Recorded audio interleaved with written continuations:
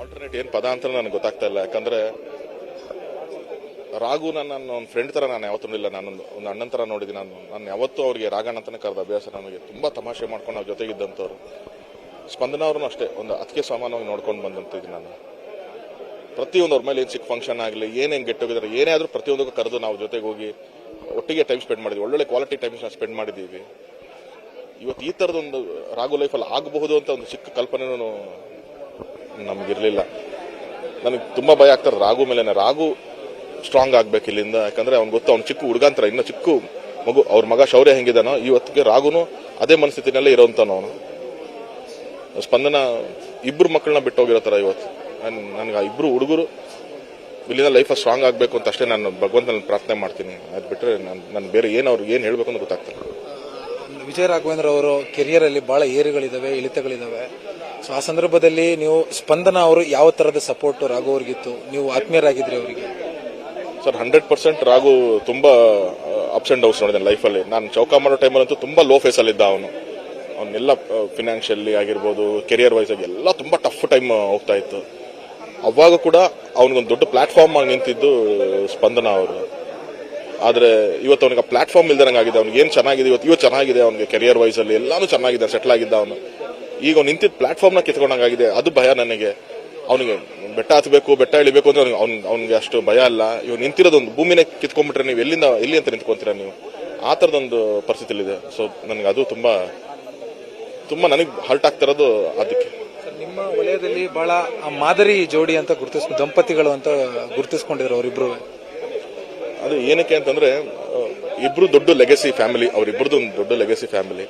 And ಇಬ್ರು ತುಂಬಾ beautiful souls. ಇಬ್ರು ಮನಸ್ಸುಗಳು ತುಂಬಾ ಒಳ್ಳೆ ಮನಸ್ಸುಗಳು ಅವರಿಬ್ಬರದು. ಯಾವತ್ತೂ ಇನ್ನೊಬ್ರು ಕೆಟ್ಟಿದ್ ಬಯಸ್ತವ್ರಲ್ಲ, ಯಾರಿಗೂ ಏನು ತೊಂದರೆ ಕೊಟ್ಟವರಲ್ಲ. ಹಂಗಿದ್ದಂಥವ್ರು ಒಬ್ಬರನ್ನೊಬ್ರು ಬಿಟ್ಕೊಡ್ತಿಲ್ಲ. ಎಸ್ಪೆಷಲಿ ರಾಘು ಅಂತೂ ಎಕ್ಸ್ಟ್ರೀಮ್ ಸ್ಪಂದನ ಮೇಲೆ ಡಿಪೆಂಡ್ ಆಗಿದ್ದ. ಅವ್ರಂದ್ರೆ ಅಷ್ಟು ಇಷ್ಟಪಡ್ತಿದ್ದ, ಅಷ್ಟು ಗೌರವ ಕೊಡ್ತಿದ್ದ. ಅದಕ್ಕೆ ಅವ್ರು ಅಷ್ಟು ಬ್ಯೂಟಿಫುಲ್ ಕಪಲ್ ಆಗಿ ಕಾಣಿಸ್ತಾ ಇದ್ದಾರೆ ಯಾವತ್ತೂ. ರಂಗದಲ್ಲಿ ಪದೇ ಪದೇ ಹೃದಯಾಘಾತಗಳು ಅವಾಗವಾಗ ಆಗ್ತಾ ಇರುವಂತದ್ದು, ಡಯಟ್ ವಿಚಾರಗಳು ಮುನ್ನೆಲೆಗೆ ಬರ್ತಾ ಇರುವಂತದ್ದು. ಗೊತ್ತಿಲ್ಲ ಸರ್ ನಂಗೆ, ಅದು ಏನ್ ರೀಸನ್ಸ್ ಏನು ಗೊತ್ತಿಲ್ಲ. But what has happened is not nice. ನಮ್ಗೆ ಒಂದು ಆಘಾತ ತಡ್ಕೊಳ್ತಾ ಇದ್ದೀವಿ ಅನ್ನೋಷ್ಟರಲ್ಲಿ ಹಿಂಗೆ, ಒಂದು ಆಘಾತ ತಡ್ಕೊಳ್ತಾ ಇದ್ದೀವಿ ಅನ್ನೋಷ್ಟರಲ್ಲಿ ಹಿಂಗೆ ಆಗ್ತಾ ಇದೆ. ಚಿರು ಆಗಿರ್ಬೋದು, ಸಂಚಾರ ವಿಜಯ್ ಆಗಿರ್ಬೋದು, ಅಪ್ಪು ಸರ್ ಆಗಿರ್ಬೋದು. ಈಗ ಏನು ನಮ್ಮ ಚಿತ್ರರಂಗದ ಮೇಲೆ ಯಾವ ದೃಷ್ಟಿ ಬೀಳ್ತಾ ಇದೆ, ಏನಾಗ್ತಿದೆ ಗೊತ್ತಾಗ್ತಾ ಇಲ್ಲ. ಐ ಥಿಂಕ್ ನಾವೇ ಏನೋ ತಪ್ಪು ಮಾಡ್ತಾ ಇದೀವಿ. ಚಿತ್ರರಂಗದಲ್ಲಿ ಏನೋ ಕಣ್ಣು ಯಾರ್ದು ಬೀಳ್ದಿದೆ ಗೊತ್ತಾಗ್ತಾ ಇಲ್ಲ. Just pray god everything gets fine. ಇದಿಷ್ಟು ತರುಣ್ ಸಿದ್ದರ್ ಅವರು ಮತ್ತು ಕ್ಯಾಮರಾ ಪರ್ಸನ್ ಯೋಗೇಶ್ವರ ಜೊತೆ ಅಶೋಕ್.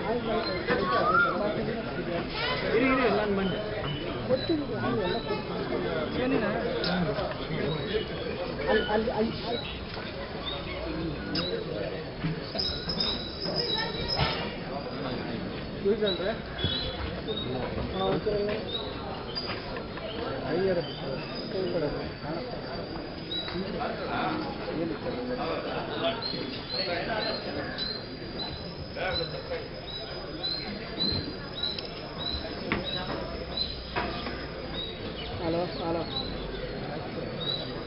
ಹೇಳು. ಬೇಕು ಕಣ, ಇಲ್ಲಿಗೆ ಬಂದು ಕ್ಲಿಯರಿಕೆ ಕೊಟ್ಟಿರ್ತೀವಿ.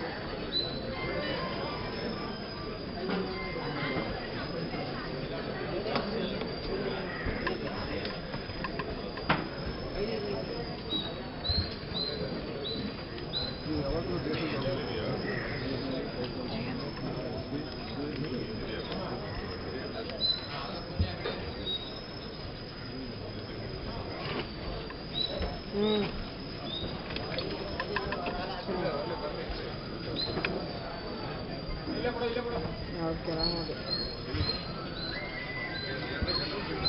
ಅವನಿಗೆ ಕೊಟ್ಟಂಗೆ ಕ್ಲಿಯರಿಕಲ್ಲಿ.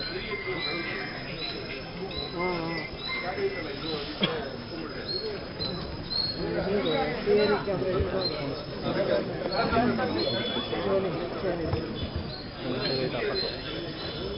ಹೌದೌದು. ಏನಾಯ್ತು?